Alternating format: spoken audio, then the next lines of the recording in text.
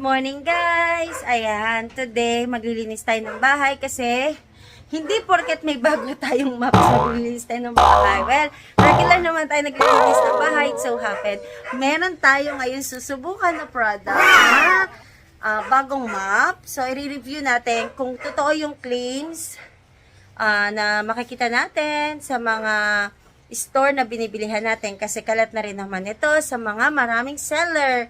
So, ang i-review natin ngayon is itong, ayan, i-review natin tong 360 spin mop.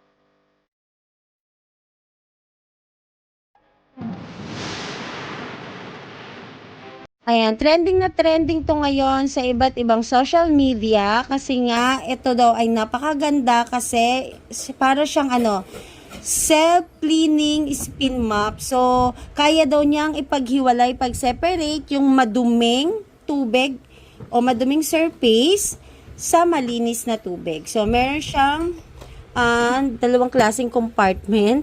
Ayan. Tapos ito, ang kagandahan dito, kaya self-cleaning, meron siyang parang naka-built-in na brush. Ayan. Meron dito sa side, meron dito.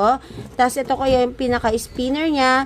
Tapos, dito sa loob, meron pa siyang box. So, I think, hindi lang ako sure kung dito napupunta yung malinis na tubig at dito napupunta yung maduming tubig. Tapos, ito ang purpose netong na to, pinakabutas na to, is dito mo ilalagay yung, sabi sa ni Daddy JR, i-combine na daw namin yung sabon at saka yung tubig. So, dito yung pinaka, natin, lagayan. Meron din siyang pinaka-drain dito. Ayan, may rubber dito na gagamitin pang drain. Tapos, ayan, ito yung pinakalikodan niya. Easy to carry din siya kasi meron siya ditong, ayan, handle na din. Tapos, ito yung pinaka-handle niya, meron ditong pang-lock para dun sa height kung anong gusto ninyo. Tapos, hindi ko alam kung siya nagti-360 pero parang hindi naman kasi parang ganito lang naman. Okay, susubukan ni si Kel siyang i-spin. Ay, okay. So, etong buong body niya yung nag-i-spin. Tapos, kaya siya nagiging self-cleaning kasi habang ini-spin natin yung mop, automatic siya nakakaskas dito. So, kaya automatic, parang nababrush na yung pinaka-basahan natin. Meron siya ditong instruction, ayan. Using method, slowly pushing to clean, high speed pushing to dry. Red lights, tapos may dry stage. Mayroon pala siyang indicator. Kapag basa siya, nagiging color orange daw to. So, susubukan natin mamaya. Tapos, pag tuyo na siya, so parang nasa dry state na siya, nagiging color ganito na siya. So, tingnan natin. Ganito yung pinaka-surface ng kanyang basahan. Ayan, lalagyan na ni Daddy ng nahatching pa yung aking Junakis. Naglalagay ako guys ng Zondrox kasi gusto ko sa may extra clean talaga siya. Malaking tulong kasi yung Zondrox para madaling umangat yung dumi. So dito lumalabas, yung sabon pala pumapasok sa pinakaloob. So next, lalagyan ko naman siya ng fabric conditioner. Lagyan natin ng fabric conditioner. Ubusin ko na, no? Kasi to guys, paubos na yung fabric conditioner namin. Nilagyan ko na siya ng water. Higupin niya na kasi patasan tubig. Okay. So, parang may suction. So, lalagyan lang natin ng dagdag ng water. Ayan, o.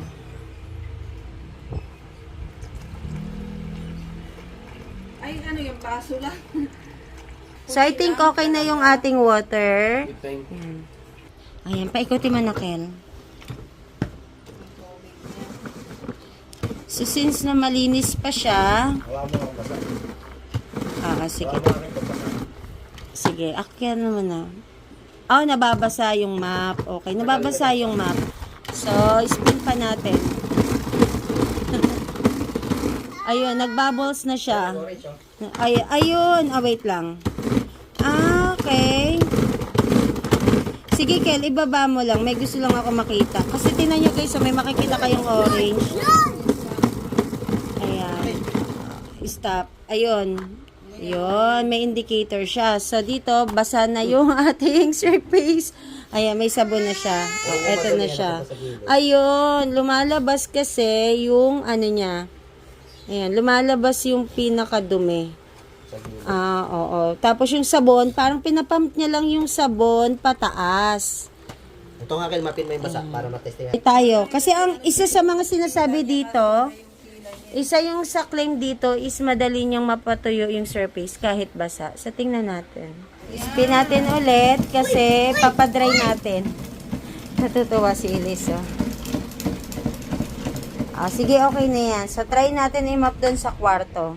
Ito yung floor namin ngayon. Ang daming existing kalat. So, normally, hindi na ako, guys, nagwawalis. Kasi, yung dati namin map na ginagamit is kaya naman niyang i-clean na rin diretso yung aming floor. Sige. Tatry ngayon ni Kuya yung pagmamap.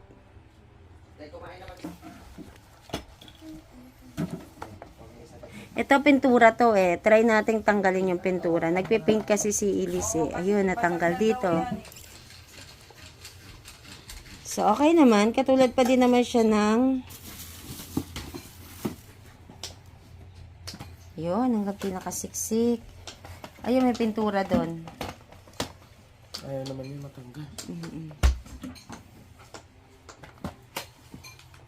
So, okay naman, 'di ba? Nakakalinis naman siya. Okay naman yung rugs niya. Ayan. Check natin kung malilinisan yung pinakamap.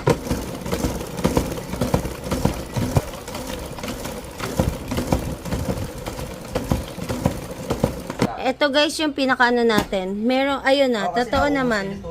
Ito guys, yung pinaka tubig sa labas. Totoo naman na nag-separate siya. Kasi yung pinakalaman lang ng tubig dito sa loob is yung pinakalaman ng sabon na nilagay natin. So kapag naubos na yung sabon, bumababa din siya. Tapos ayan, kaya pala humihiwala yung dumi niya sa labas. Kasi yun nga, sabon lang yun nandito sa loob. Tapos parang pinapump yung sabon pataas. Ayan, dito lumalabas sa mga butas na to papunta dun sa basahan. Ayan, tapos diretso na babrush na yan kasi titingnan ninyo, eto. Napupunta dito yung mga dumi. Ayan, di ba marami kaming alagang mga pets, kaya tingnan nyo, eto na yung pinakakalat. So, madali siyang linisan kasi napupunta lang yung pinakadumi dito sa labas plus yung tubig na madumi na nawawash niya habang binabrush na pupunta dito. So, yung claims niya sa pinaka-video na kaya niyang i-separate yung malinis na tubig o yung sabon at saka yung maduming tubig, ayan, yung pinaglinisan kasi talagang maganda yung pagkakagawa nito. Ibig sabihin yung pagkakadesign ng ating map is very convenient talaga at saka totoo yung kanyang pinaka-claim. So, kayo na lang din ang humusga, mas maganda may experience ninyo. Hindi po ito sponsor, instead, binili po talaga namin to para mismo personally masubukan namin yung pinaka-product since mahilig naman kaming, regular naman kasi kaming naglilinis dito sa bahay. Ayan guys, saan ba natin pwedeng bilihin yon? Actually, nag-research ako kanina and gusto ko talaga magkaroon tayo ng comparison doon sa pinaka-item tsaka doon sa kiniklaim nila na nagkaroon sila ng video. So, incorporate natin sa video na to yung kanilang video din. It's either lagay ko sa unahan ng video ko or sa dulo. Basta ipapakita natin yung kanilang marketing doon, marketing presentation nila na ano siya. Bale, ang pinaka-name nito sa Shopee is Joy Boss Self-Cleaning Flat Mop. So, yung dirt, nakalagay dun sa claim nila, yung pinaka-dirty water is nasa-separate nila. So, Magkano ba yung pagkakabili namin dito? Nabili namin to, pinaka-mall yun nung map na to. Nabili namin to ng 1,159. Ayan, sa Shopee.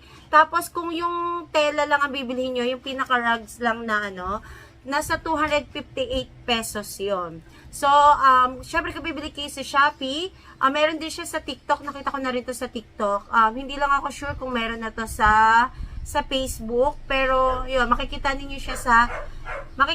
ninyo siya sa Shopee. Syempre magdadagdag kayo ng additional na shipping fee. So, i-timing na lang ninyo yung pagbili ninyo kapag merong promo, kunwari 11-11 or 12-12, so mga ganon. Kasi kahit pa paano makaka-discount kayo sa shipping fee. Pero kung sa mga regular, kasi kami nag-regular kami, more or less, pinakamababa is 160 pesos. Minsan umaabot siya ng 350 yung pinaka-SF niya. So, bahala na kayo, diskartehan na lang ninyo kung ano yung best time na makapag-purchase nito sa pinakamababang rate ng ano natin. Tawag dito, sa pinakamababang rate ng shipping fee. So, guys, yun lang yung ating pinaka-review sa ano na to, self-cleaning mop. So, for me, okay naman to sa amin. Okay na okay ta maggamit na. So, tutuloy ko na yung paglilinis ko.